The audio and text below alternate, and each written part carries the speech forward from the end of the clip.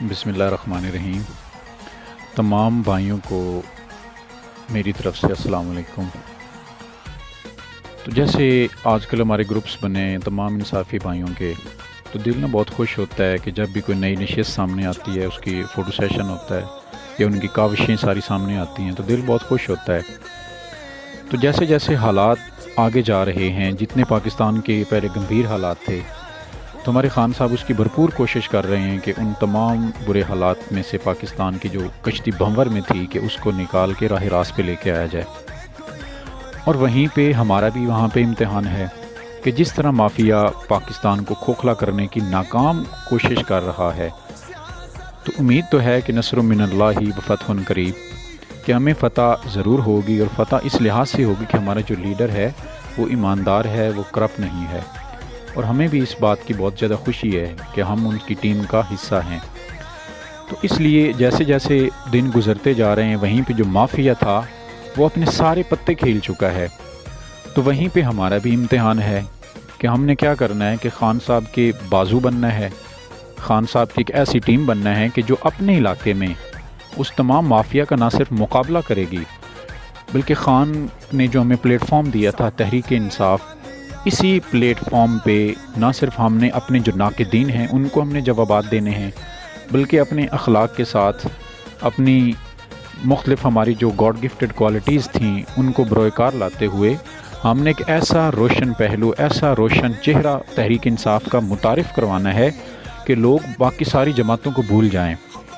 اور آج کل مافیا جو بہت زیادہ سٹرونگ ہو چکا ہے، جو بہت جلد ان کو خان صاحب لگام میں بھی ڈالیں گے، تو ہم نہ صرف اس وقت کے لیے ہم سب نے تیار رہنا ہے،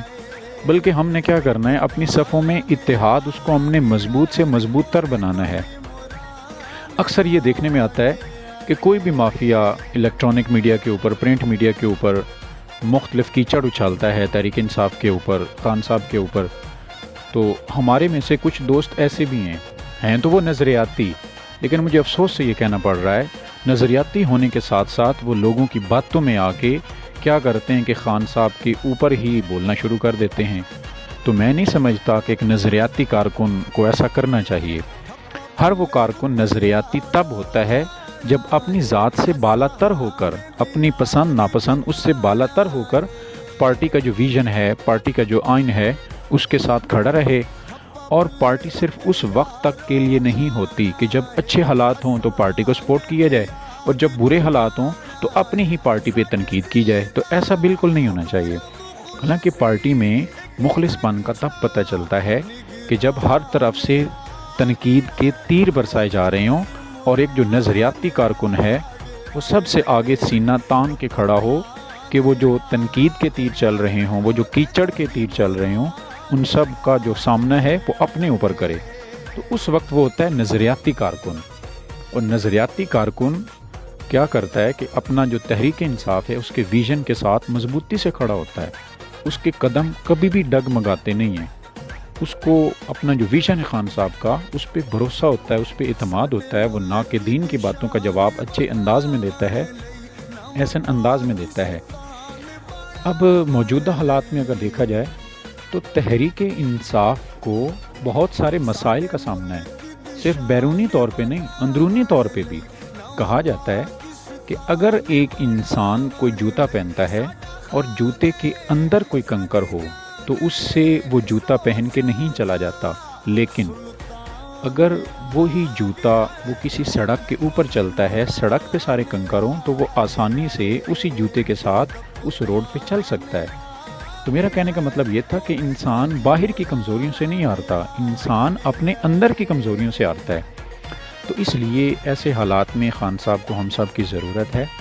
اور ہم نے ایک سچا پاکستانی بن کے، ایک سچا محب وطن بن کے ہم نے خان صاحب کے ویژن کے ساتھ کھڑے ہونا ہے۔ اب ہمارا امتحان ہے، پہلے خان صاحب کا امتحان تھا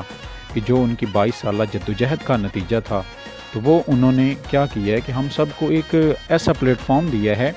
خان صاحب بھی یہی چاہتے تھے کہ ان کو اقتدار ملے کہ وہ پاکستانی قوم کی خدمت کر سکیں اور پوری پاکستانی قوم کے ترجمان بنیں۔ تو خان صاحب تو اپنا کیا وعدہ وہ تو نبھا رہے ہیں، لیکن ہمارے ذمہ کیا ہے کہ ہم نے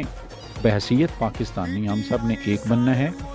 اور خان صاحب کے خلاف جتنی بھی سازشیں ہمارے ملک پاکستان میں ہو رہی ہیں، ہم نے ان سب سازشوں کو ناکام بنانا ہے